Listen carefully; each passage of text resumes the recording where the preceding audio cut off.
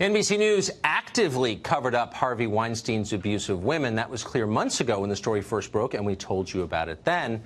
It's even clearer now. The remarkable thing is that NBC is still lying about it, but more elaborately. In a long memo released last night, NBC News chairman Andy Lack spent 11 pages claiming that his network couldn't air Ronan Farrow's investigation of Weinstein, the same piece that later ran in The New Yorker and won a Pulitzer Prize. There just wasn't enough evidence, Lack said. There weren't any on-the-record allegations against Harvey Weinstein. Well, that is false, and now we can prove it is. On her NBC show this morning, Megyn Kelly bravely pointed out, because she still works there, that there was, in fact, an on-the-record source against Harvey Weinstein. It was Rose McGowan. And NBC knew this because McGowan's claim was included in a script that made it to the very top of the company, and that included the general counsel of the company. We spoke to a source by phone who read us the pertinent line from that script. Here it is. Quote, in later conversations with NBC News, she, Rose McGowan, specifically named Weinstein. Well, there you have it. That's the story right there. Done cold. Of course, NBC also had videotape shot by police in New York of Harvey Weinstein himself confessing to abuse on camera. So they had the whole thing nailed.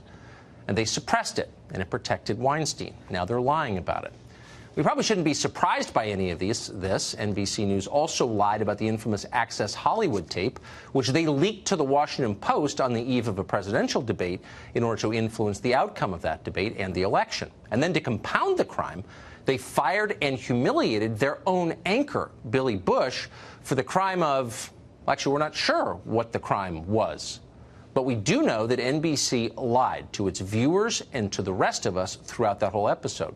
We have asked NBC repeatedly to account for it.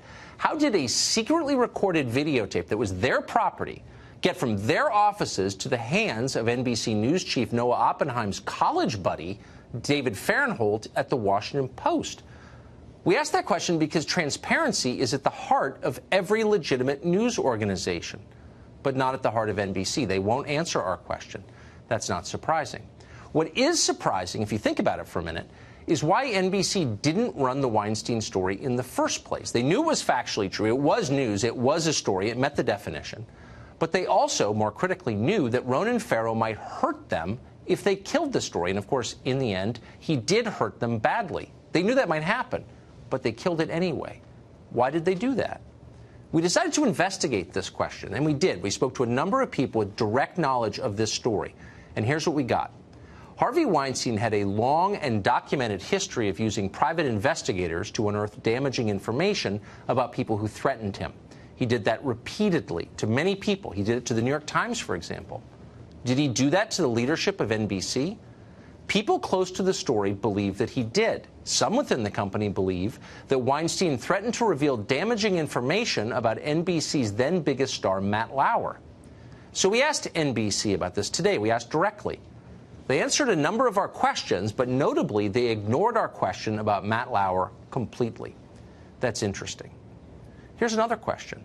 How many people within the hierarchy of NBC knew about all of this? One obvious person to ask is Chuck Todd. He's the network's political director. He's the host of Meet the Press. Todd is a famously connected guy. Information is his currency. How could he not know what was happening inside his own company? NBC gets the biggest scoop of the year and then kills it mysteriously. Of course Chuck Todd knew. What does he think of that? Is squelching first-person accounts of sexual assault by powerful men consistent with Chuck Todd's view of journalism? Is it ethical? Did Chuck Todd ever complain about this inside the building at NBC? Why didn't he quit over it? Or is it better just to shut up and pretend that sexual assault didn't happen in the hopes of keeping the highest-paying job he'll ever have? Maybe that's the answer. We don't know for sure because Chuck Todd didn't respond to our questions when we reached out today. But we'll call again. Soon we'll have occasion to call because the Daily Beast is preparing what sounds like a blockbuster investigation into serious and widespread personal misconduct, both at MSNBC and at NBC News. It sounds shocking, and from what we can tell, it sounds true. We'll check back with Chuck Todd when it comes out, and we'll see what he has to say. Meantime, Larry O'Connor is associate editor of the Washington Times, and he joins us tonight. So, Larry, NBC has changed its story just within the last 24 hours. Initially, Andy Lack said we had no on-the-record evidence or claim of any alleged victim of Harvey Weinstein. That's why we didn't run the story. Right. Couldn't run it because they wouldn't go on the record. Exactly. Now, the script has come to light from last summer in which Rose McGowan is quoted saying, on the record, yep, he abused me. Now Lack is saying we had no on-camera, on the record accusation. A, shouldn't he admit he lied? And B, you don't need an on-camera account to run it, do Of you? course, especially when you've got Harvey Weinstein on video from the New York Police Department basically apologizing for the sexual assault against the one victim that sort of blew the story apart. Also, can we pause for a moment and talk about the irony of NBC News saying they won't run a story if someone won't go on the record? How many anonymous sourced stories have they run over the last year, 2 years about the Trump administration? None of those anonymous sources go on the record. So why is it different here? And why would it have to be such a good point. And a sexual assault victim? Think about that for a minute. You know, it takes a lot of courage for these women to step forward and speak with Ronan Farrow, and Ronan should get tons of credit. He already has, and it's all deserved. But think about the courage that these victims had to show to come forth, tell their stories, and point the finger to the most powerful man in Hollywood. And NBC News is aiding and abetting that man by saying, you've got to show us your face. You've got to give us your name. That's outrageous what they did to these women. Look, we're all flawed and all news organizations are flawed, but covering up for Harvey Weinstein is really at a different level. I know a lot of people at NBC, and I like a lot of them. There's some decent people there, for sure. But you got to wonder how some of these people can work there without having addressed it. Chuck Todd, for example. How can Chuck Todd host Meet the Press without at least issuing a statement saying, I agree with Andy Lack's lies, or I distance myself from his lies? I mean, how can we believe what he says if he's standing by this nonsense? Well, of course, Andy Lack is his boss, right? And by the way, let's not forget Mr. Oppenheim. Noah Oppenheim, who's the president of NBC News. His name is on these memos, too, and he's all in on the exact same story, that we didn't have anybody go on the record. They also said he's running around, by the way, running around. A lot of these executives are running around NBC tonight, I know for a fact, telling its employees to shut up. Yeah.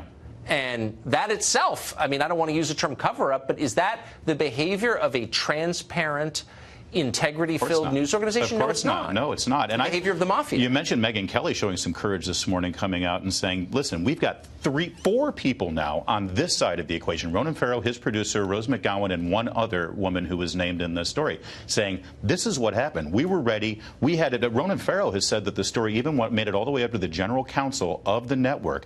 And Andy Lack, Noah Oppenheim, and all the executives are saying no. Megyn Kelly saying, hey, someone's lying here. She wants an independent investigation. How about that irony? Should we get a special counsel to investigate the NBC? It takes an awful lot of guts, and I hope that she gets the credit for the guts. Yeah. I mean, that's what journalism is. When you stand up and say the unpopular but true thing, do you think that's being rewarded at NBC? Not at all. What's being rewarded is Chuck Todd. You know, you mentioned Chuck Todd. He spent the last several days talking a lot about journalism, talking a lot about how the media is the most unpopular entity in this country right now. And he's blaming everybody except, you know, clean up your own house. Look at what's going on in your building. So, in other words, your company covers up for an accused sex criminal and you never address it, but you're empowered to lecture everyone else about their shortcomings. That appears to be what Mr. Todd has been engaged in for the last several days. But why wouldn't it be fair for viewers of NBC to say, Chuck Todd, look, we're not accusing you of hurting anybody or being Harvey Weinstein. We're accusing you of abetting a cover-up, working for a company that obviously participated in a cover-up for Harvey Weinstein. Why don't you address it? Yeah. You would think that they should be asking those tough questions of Mr. Todd, but I haven't seen it quite yet. Well, we're asking them now. So, we are. Chuck. A lot of cowards in journalism. Larry, you're not among them. Thank you for joining us tonight. Thanks, I appreciate it.